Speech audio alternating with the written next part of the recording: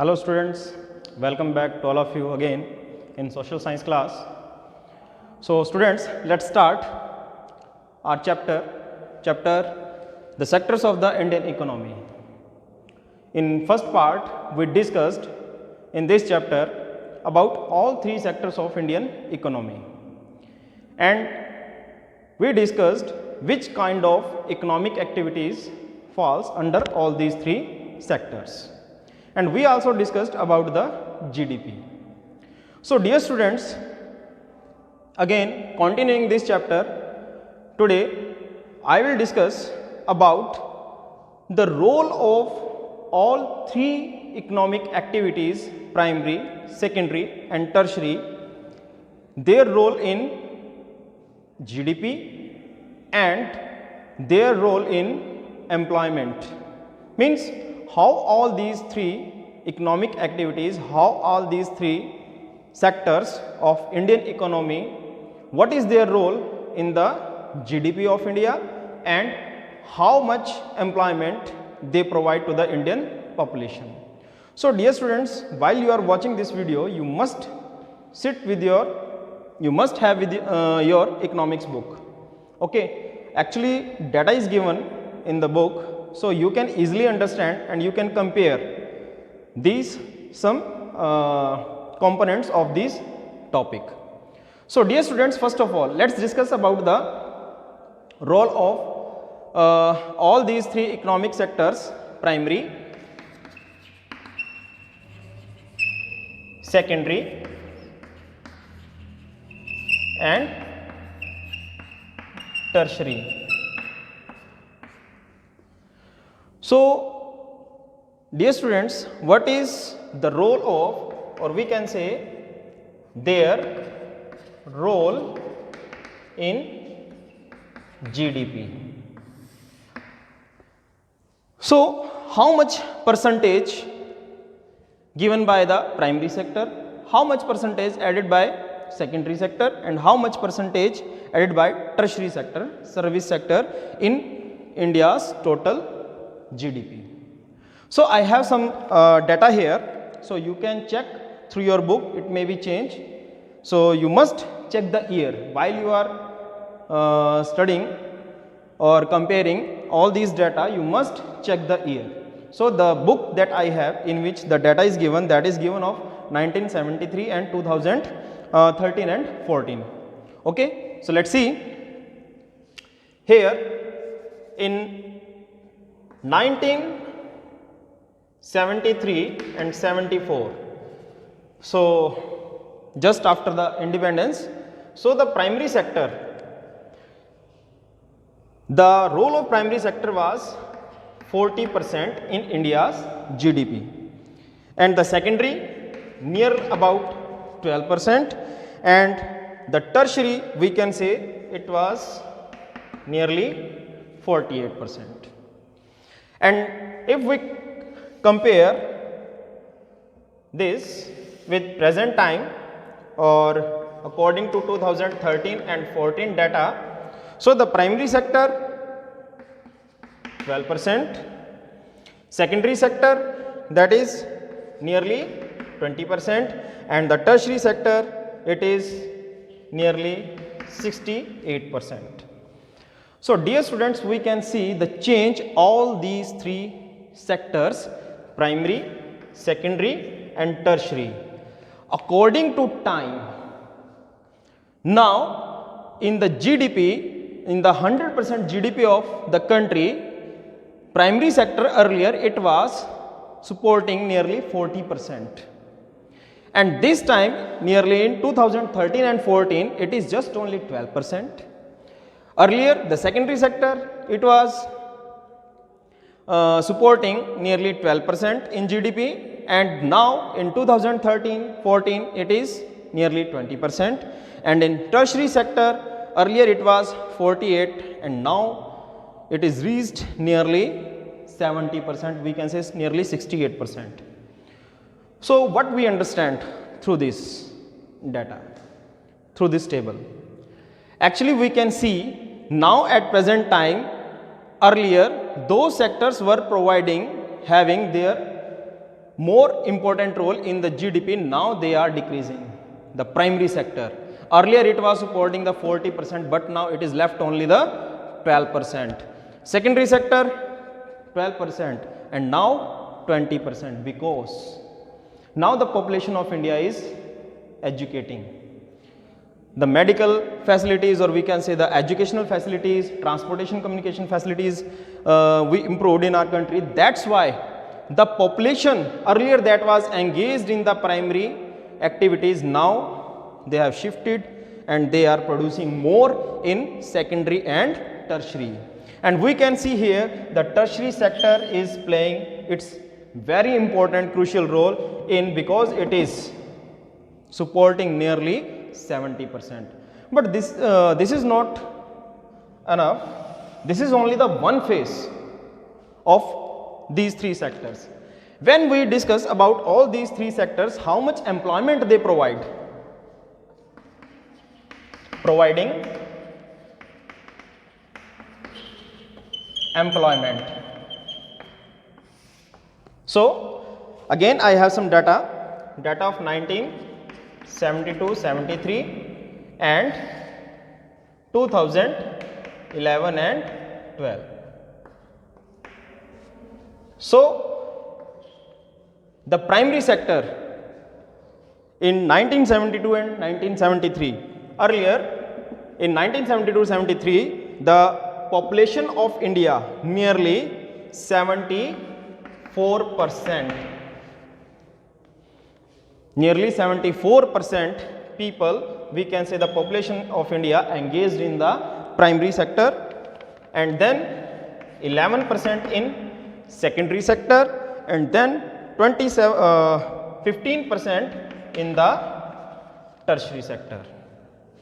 Now we can see these two tables as we compare. In 1973-74, the large size of Indian population was engaged in the primary activity. Because of that the role of primary sector was high in the GDP, because large size of population of India, it was engaged in the primary sector, and nearly 11% population engaged in the secondary sector.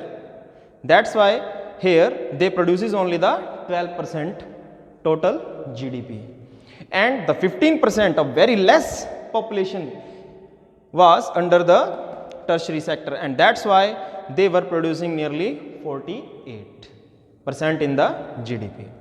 And now what change has come here? In 2011 and 12, now the population has reached here 49%, that is decreasing. Here it is increasing 24%, and here 27%. In 1972-73, as the 74% population of India engaged in the primary sector, now it is 49. In secondary sector 11%, and now it is reached up to the 24%. And earlier in tertiary sector the population, only the 15% population that was engaged in tertiary sector, and now it is reached here 27%, nearly 1/4 of the total Indian population. So dear students, as we compare these two both, so we can easily understand, as in the present time the education institutes, they are increasing. The technical education, in the field of technical education or the skills development, we are developing, or we are developing the education system in our country. Literacy rate is also increasing. So that's why the population now, it is going very less in the primary sector, and it is increasing in the secondary and tertiary sector.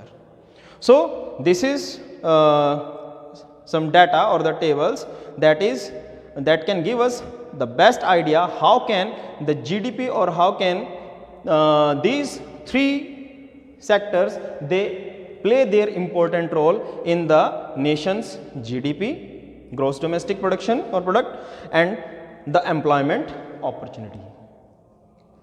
And one more thing, as we can see here, only the 27% Earlier it was 15% population, now it is reached here only the 27.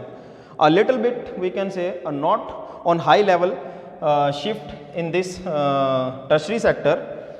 The 27%, nearly 1/4 population is engaged in the tertiary activities, but even after they are producing the large in GDP, and the 49% still the maximum population engaged in the primary sector, but they are producing at present this time only the 12% in GDP. Why this happens? Why we can see this change? The more population is engaged in primary activity, it means it should be high. If the population is less here in the tertiary, so it should be less? No. What is the reason? Those who are engaged in primary activities, you can better understand this concept through a story that is given in your book, through Lakshmi's story. Actually, in India, all farmers are not having large size of land. Very small marginal farmers, some farmers only having 1 hectare, 2 hectare, 1.5 hectare land, and even some farmers, those who are landless, they are forced to work on others' agricultural land. So, the farmers or the landlords, those who have large agricultural land, so they we can see their production, or we can say their income is high, and those who have only 1 or 2 hectare of land, their income is very low. Even they are not able to produce enough for their family requirements. And the same thing we can see here in the tertiary sector also. Dear students, when we talk about the tertiary sector, we must so in our imagination we go direct to the IT sector, the professionals, information technology, because their salary is very high. But you must see those people also, like those who sell the vegetable on a cart, like barber, that also comes under the tertiary sector, washerman, the laundryman.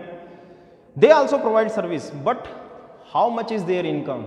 Their income is very less. They are engaged in tertiary sector, but even after their total income is very less. So, that is the change in these two sectors we can see easily through these data. Okay, dear students. Then one more thing, we can see the maximum population is engaged in primary sector. So, their role in the production or in the increase of GDP, it should be high, but it is less, because all the people, those who are under the primary sector, they are not able to get enough income, they are not able to enough produce. That's why. So, their income level is low, and the same here in the tertiary sector also. One more thing, what are the reasons the peoples are not getting the equal opportunity? How can we improve their economic conditions under the primary sector? Or mainly if we talk about the primary sector, the maximum population under the primary sector in India, that is engaged in mainly agricultural activities. So, there are some suggestions or some measures that we can adopt to improve the condition of farmers. What kind of measurements or what kind of improvements? For example, government opened the cooperative banks.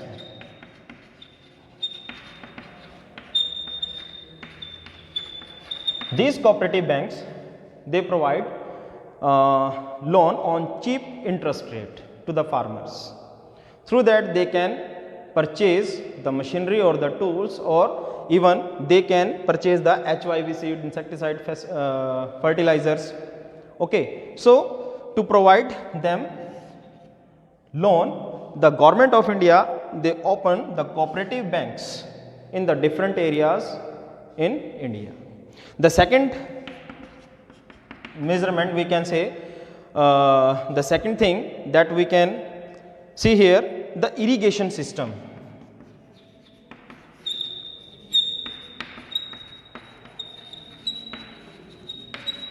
If we improve our irrigation system, because those who are the marginal farmers having small land or a small plot of land for agricultural activities, so if we can improve the irrigation system in our country by providing them water through the river canals, through the rivers, or tank water irrigation, if we improve this kind of system in our country, so we can improve the condition of small marginal farmers.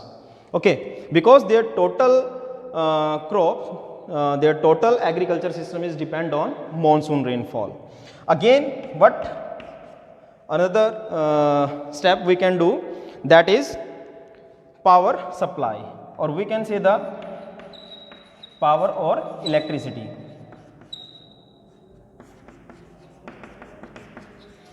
If we improve the electricity in the rural areas, provide power to the farmers, through this they can run their tube wells, submersibles.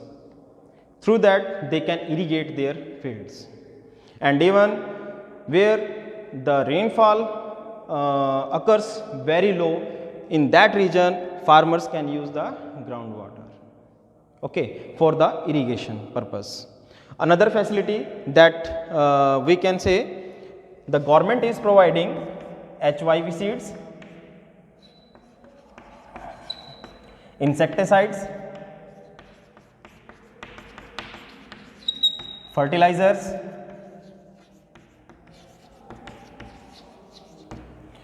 government now focusing to provide HYV seeds, insecticides, fertilizers, pesticides to the farmers through the cheapest loan facility, cheap loan facility. Through this the farmers, they can improve their agricultural conditions, they can improve their income. Another we can say, the setup food processing industries in agriculture area, set up the food processing industries.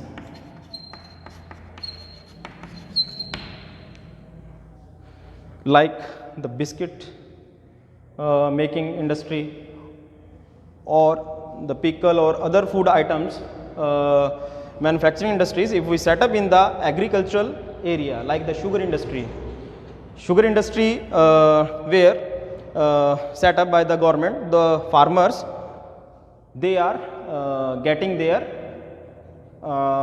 money on the sugarcane production timely. Actually, government provides some facilities to the farmers if they are producing that food crops that is required in the agro-based industries.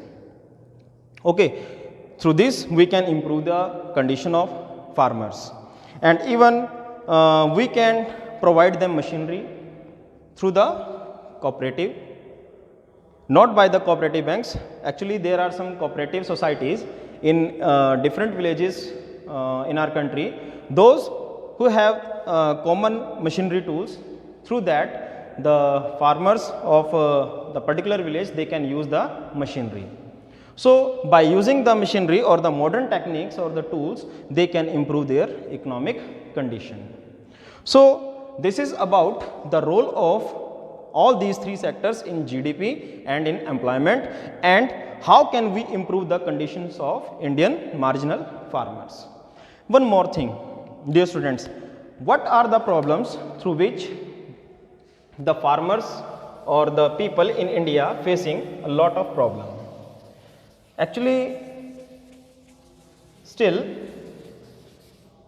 the age group between 5 to 29, out of this age group only the 51%, nearly the 51% population is literate, the rest is illiterate.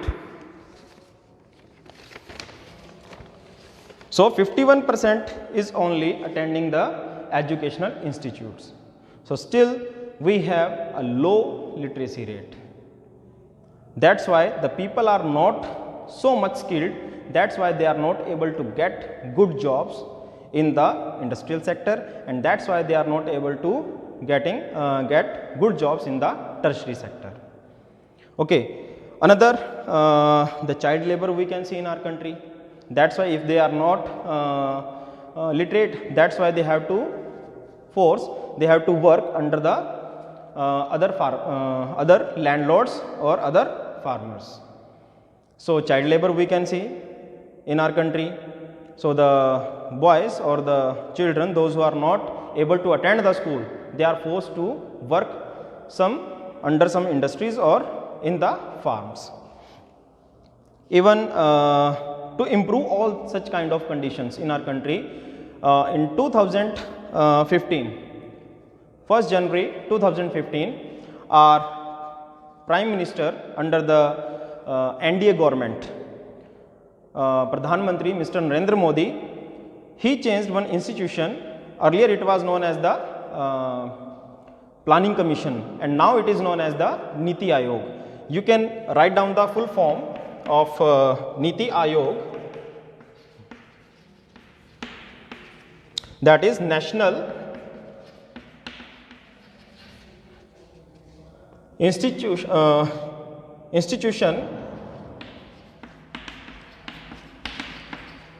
for Transforming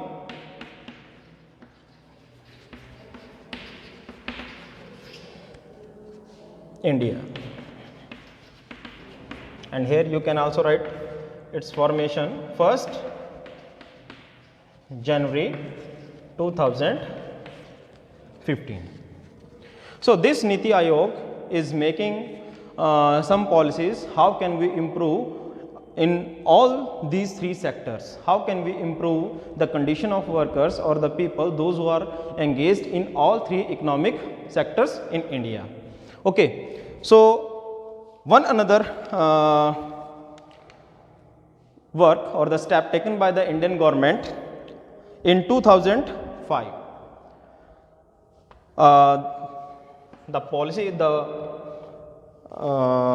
is given in your book, that is known as the NREGA.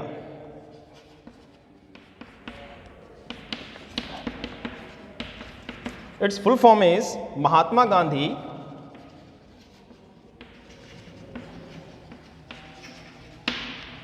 National Rural Employment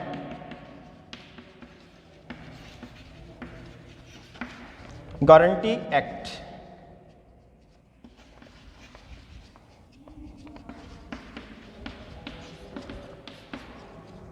And it is known as the Act 2005.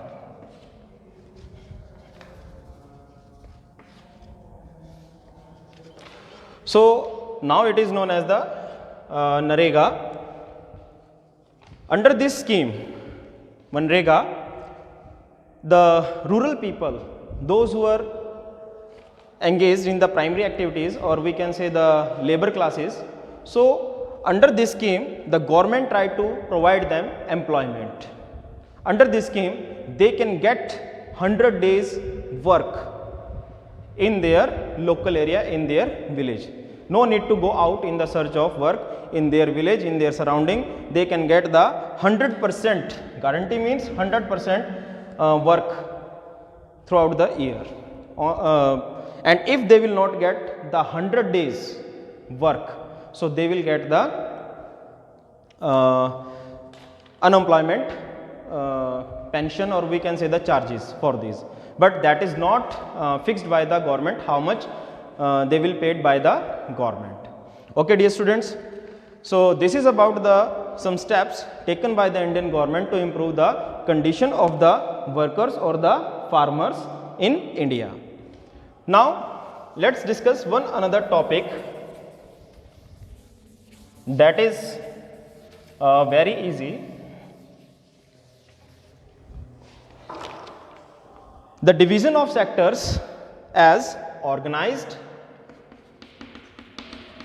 division of all these three sectors as organized and unorganized.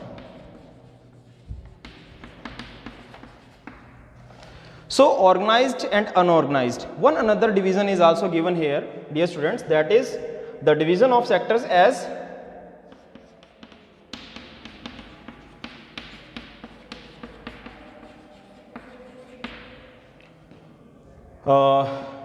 public sector and private sector. Actually, I want to discuss all these two in comparison, because organized is related to the public sector and unorganized is related to the private sector. But one thing we can see here, the private sector, they can be organized. For example, if a person that is working in any private institution and he is getting all the facilities that is provided by the government to an employee, so that person comes under the organized sector under private sector. So let's discuss first organized and unorganized. Organized, any sector or person engaged in any kind of economic activity and having or following the rules and regulations that formed by the government, that is known as the organized sector. Means, for example, if a person, the example is given in your book through the story, a person that is working in a shop as a worker, so he has to come early in the morning and he has to work for a long time, nearly 10 to 12 hours.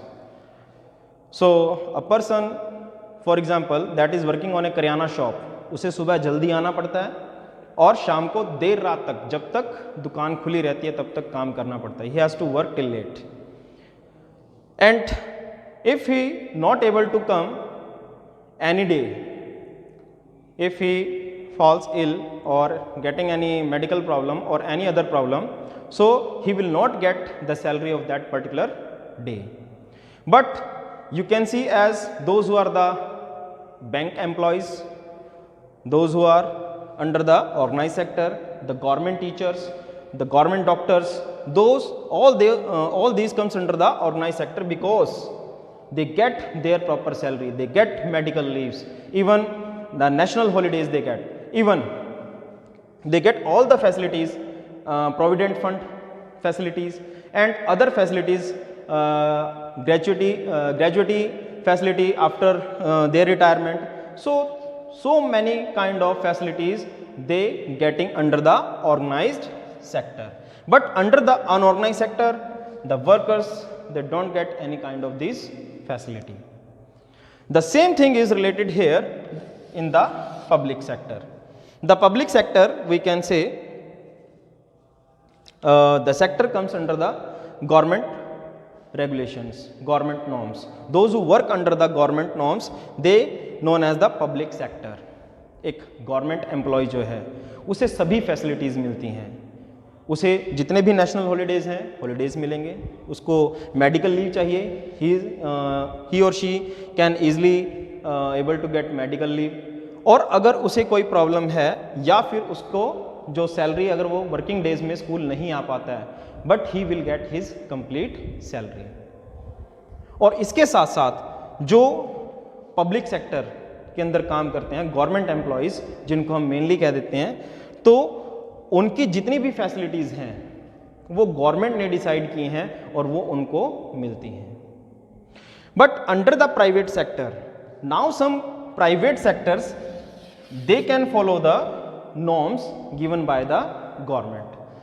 There are some industries in India. हम अपनी locality में कुछ examples देख सकते हैं. कुछ ऐसी छोटी इंडस्ट्रीज होंगी जहाँ पे वर्कर्स काम करते होंगे सेकेंडरी सेक्टर में. बट उनका पीएफ जरूर कटता होगा, प्रोविडेंट फंड, उनको मेडिकल लीव्स भी मिलती होंगी, और जो नेशनल हॉलीडेज हैं वो भी उनको मिलते होंगे। तो ये सारे की सारी जो फैसिलिटीज़ हैं वो प्राइवेट सेक्टर के अंदर भी आती हैं, but it depends on the nature और it depends on the owner of the private sector. He is ready to provide all these facilities to their workers or not. लेकिन जो रियलिटी है dear students in our country, that is different. You know very well, under the private sector, they shows they are providing all the facilities to their workers as the organized sector provides. But on real ground, they are not providing any such kind of facility.